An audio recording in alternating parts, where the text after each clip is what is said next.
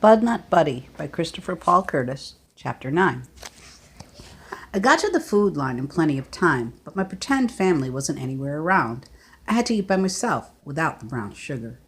After I was through, I went back to the library and sat under my tree to wait for it to open. I couldn't stop thinking about Desi Malone and her dimple. How could her father find them now? Finally, I saw people going into the library. The same librarian was there again. I said, "Good morning, ma'am." "Good morning, young man. Could I please borrow a pencil and a piece of paper and see that book about how far one city is from another again, ma'am?" She said, "Of course you may. You know, after I went home last night, I finally recognized you. Didn't you and your mother used to come in here a long time ago?" "Yes, ma'am." She said, "And if I remember correctly, you and your mother had quite different tastes in books. I remember your mother used to like mysteries and fairy tales. Isn't that so?" Man, I can't believe she remembered that. "And you're the little fellow who used to come in all the time and ask Miss Hill for books about the Civil War, aren't you?" "Yes, ma'am." She said, "I thought so." She handed me the pencil and paper and the cities books, then said, "And when you're done with the book, bring it back, and I have something special for you."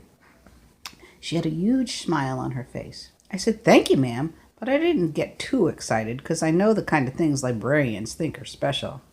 I went over to a table and found Flint and Grand Rapids in the lines of the book. I looked where the two lines met, and it said 120. Wow! That was going to be a good little walk.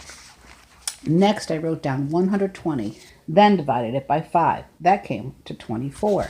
That meant I'd have to walk for 24 hours to reach Grand Rapids, one whole day and one whole night. I figured it would be easiest to do the night part first, so I decided to stick around the library until it got dark, then head for Grand Rapids.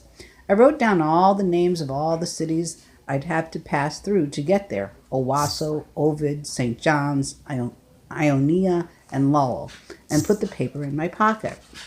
When I took the cities book back, the librarian was still smiling. She said, "I'll bet you've been dying to know what your surprise is, haven't you?" I lied, "Yes, ma'am."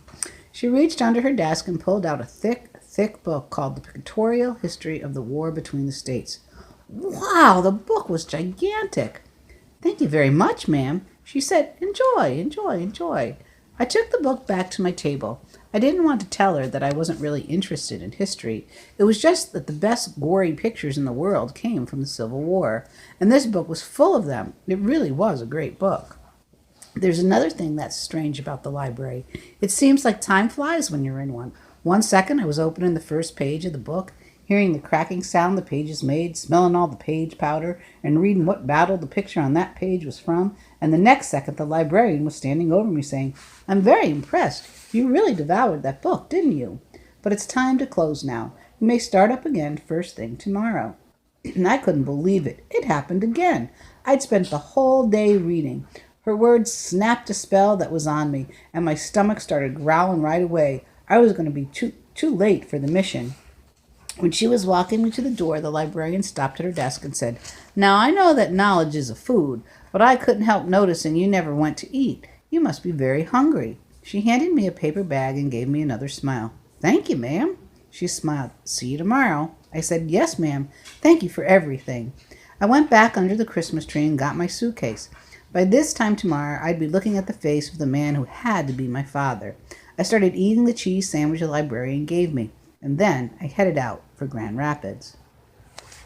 It's funny how ideas are. In a lot of ways, they're just like seeds. Both of them start real small, and then whoop, zoop, sloop. Before you can say Jack Robinson, they've gone and grown a lot bigger than you ever thought they could. If you look at a great big maple tree, it's hard to believe it started out as a little seed. I mean, if you pick up one of those maple tree seeds and turn it over a couple of times in your hand, there's no way your brain will buy that this little thing can grow up into something so big you have to bend your neck back just to see the top of it. Something so big that you can hang a swing on it, or build a tree house in it, or drive a car into it and kill yourself and any bad-lucked passengers that might be taking a ride with you. Ideas are a lot like that.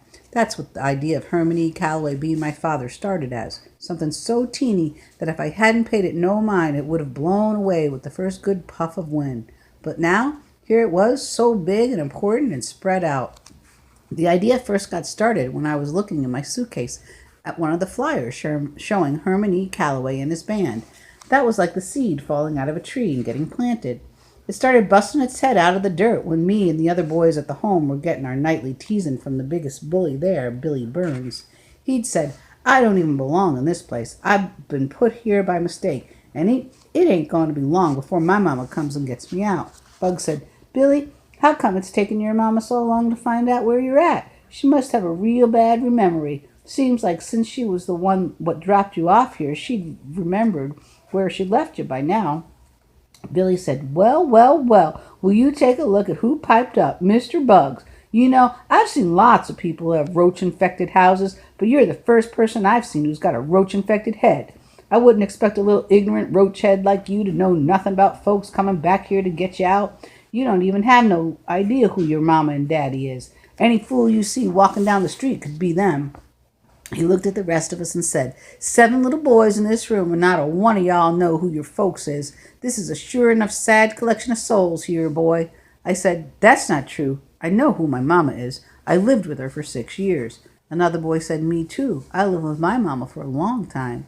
Billy Burns said to me, "Is that right? And what about your old man? How many years you lived with him? I got a nickel here, and you know what it says?" Billy had stole the nickel from somewhere and held it up so the buffalo on it was looking out at us. He pretended the buffalo was talking.